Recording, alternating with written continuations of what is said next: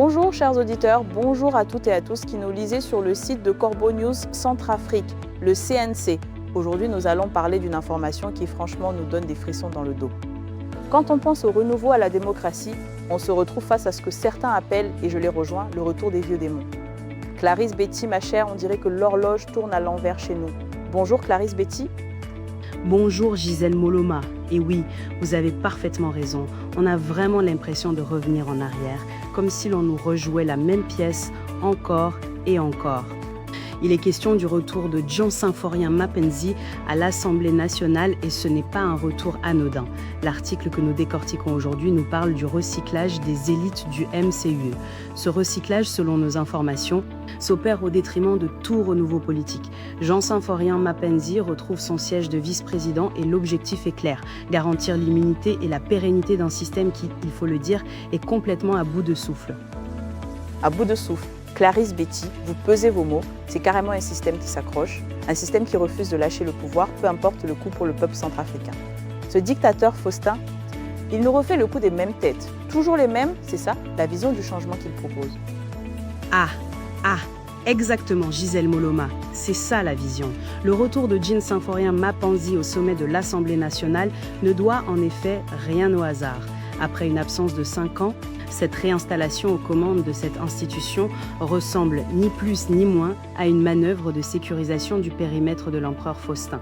En reprenant sa place, Mapenzi s'assure que les rouages législatifs restent sous le contrôle étroit de sa famille politique.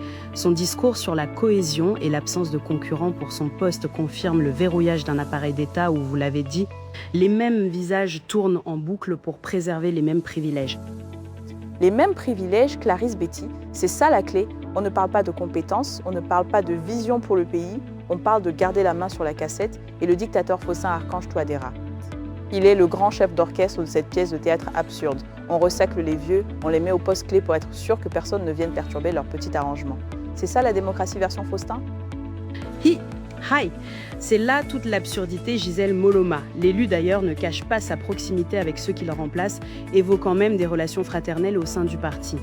Cette connivence affichée entre les dirigeants sortants et entrants prouve que l'intérêt national passe après la solidarité de clans. Mapenzi ne vient pas pour transformer l'institution pour apporter du sang neuf, non. Il vient pour stabiliser un édifice dont il connaît chaque recoin. Sa mission consiste à éviter tout grain de sable dans l'engrenage du pouvoir, garantissant que les projets de loi du gouvernement ne subissent aucun examen critique sérieux. Le perchoir devient ainsi un bouclier destiné à protéger le régime de l'empereur Faustin contre toute velléité de contrôle parlementaire réel.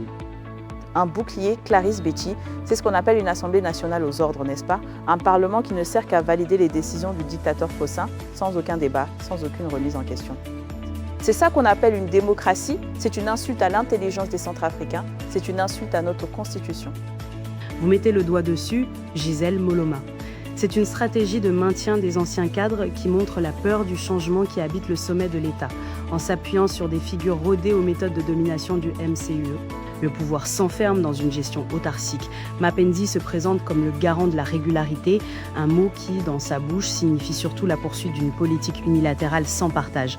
En réoccupant cette fonction stratégique, il ferme la porte à toute émergence de nouvelles énergies et conforte une pratique du pouvoir où l'allégeance au chef reste l'unique critère de légitimité politique. L'allégeance au chef, mais c'est ça, la définition même de la dictature, Clarisse Betty. Le dictateur Faustin Archange Touadéra veut des moutons, pas des parlementaires. Il veut des gens qui lui disent oui en permanence, qui applaudissent ses décisions, même les plus désastreuses. Et il ose appeler ça une république. C'est une farce, une immense farce qui dure depuis trop longtemps. C'est une farce qui continue, Gisèle Moloma, et dont les conséquences pèsent lourdement sur notre pays. C'est Solange Mbami qui nous a livré cet article édifiant, rédigé avec toute l'équipe de la rédaction, et je la remercie pour cette analyse sans concession. Pour nos auditeurs et lecteurs qui souhaitent nous contacter, poser des questions ou partager leurs informations, vous pouvez nous joindre sur le tel WhatsApp de Corbeau News Centrafrique, le +236 75 72 18 21 ou le 70 16 44 65. Merci de votre écoute et à très vite.